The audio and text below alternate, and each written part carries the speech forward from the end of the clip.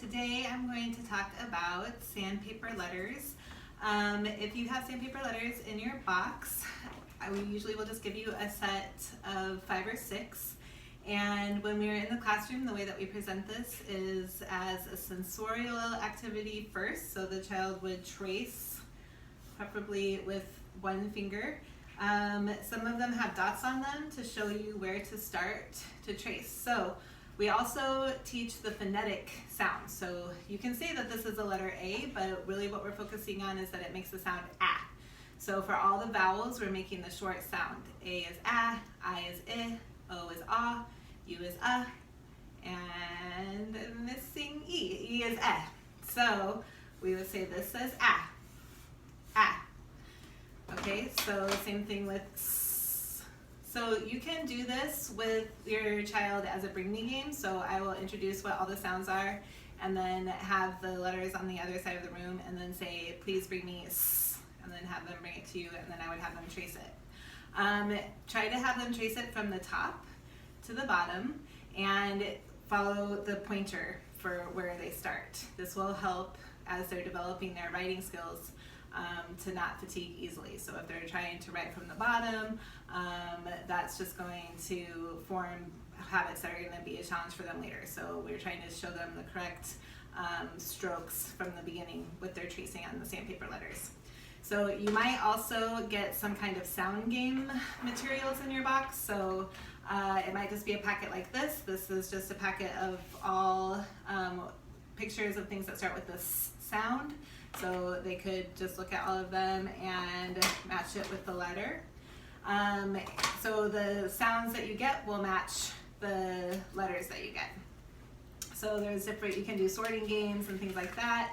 If you get a packet like this, it has the letters in it with an uppercase, a lowercase, and then it actually has the word of whatever the animal is that starts with that letter. So you got the seal with this.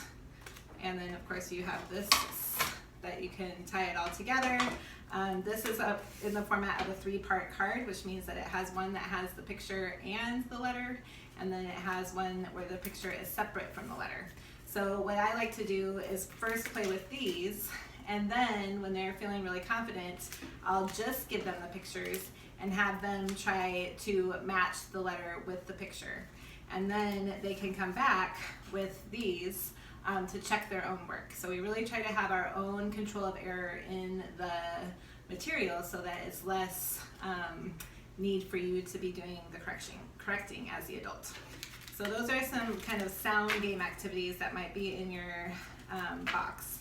And then the last thing that I include sometimes is rainbow writing.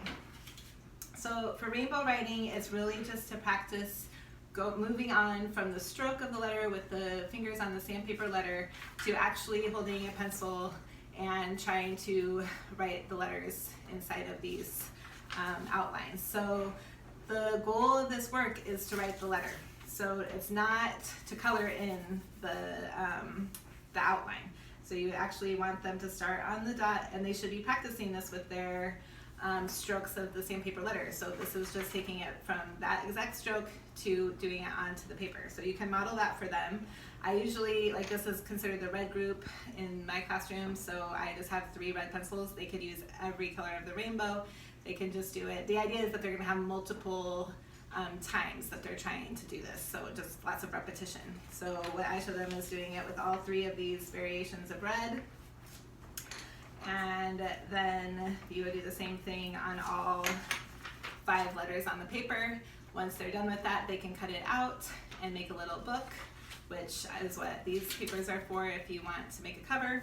And then they can look through and be looking at their own letters, practicing the sounds ah, st, whichever ones are in your packet. So that is a brief overview of how you can use sandpaper letters if they're in your box, along with any sound games and rainbow writing.